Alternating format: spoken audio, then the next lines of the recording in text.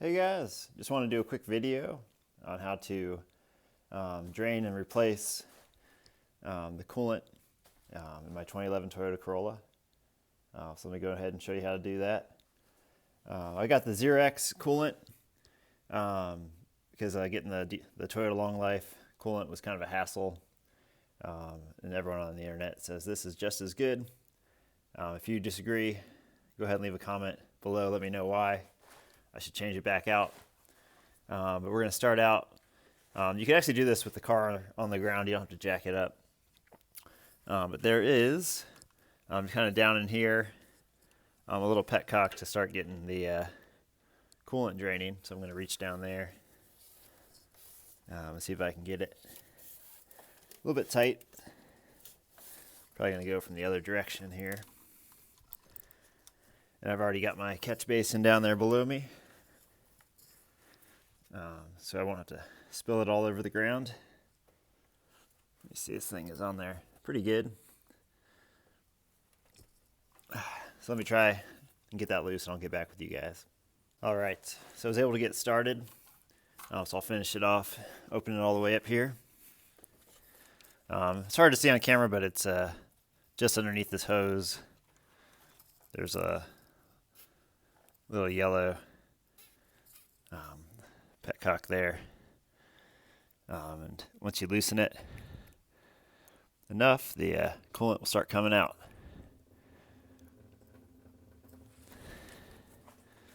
So it's coming out.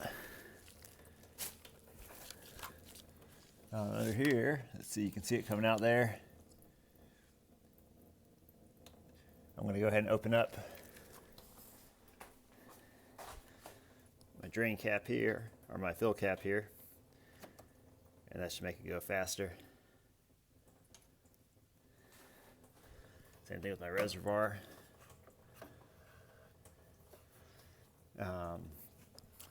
So this, you should take this off and drain it, which I will do. I'll take this off, give it a good cleaning, and then reinstall it. You can also just take a pump and kind of suction out any of the coolant as well.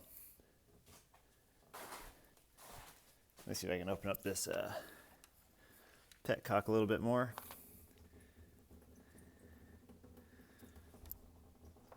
As you can see down there. There we go. If you loosen this a little bit more, you get a little bit better drainage there.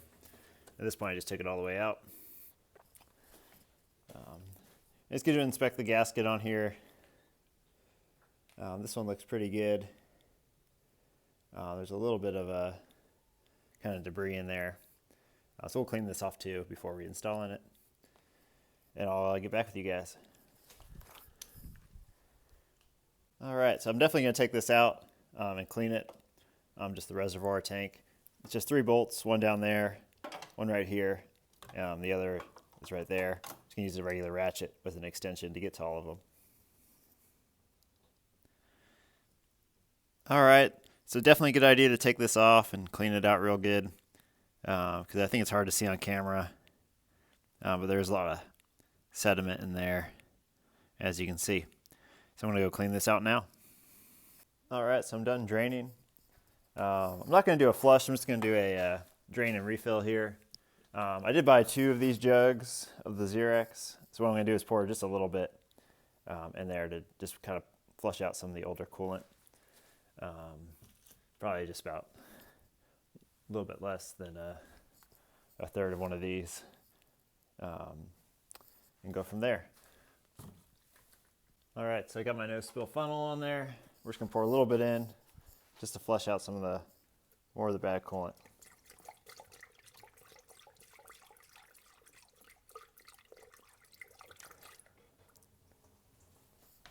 That should probably be enough. Just get a little bit more coolant out of the system.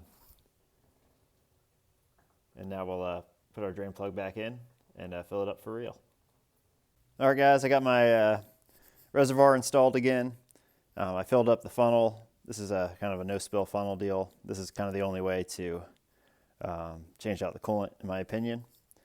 So I added it in. It bubbled for a while, and now it's stopped. So what you do here is you turn the car on, and the engine will suck even more of the coolant in, and this level should go down, and I'll have to add more. So I'll put you guys on a time lapse of me running the car, and you guys will see all the bubbles coming out. And I'll probably run the car, I'll let it idle for about 20 minutes, and then I'll probably let it idle at a higher RPM for about another 20 minutes with the heat on. And we'll see how this goes.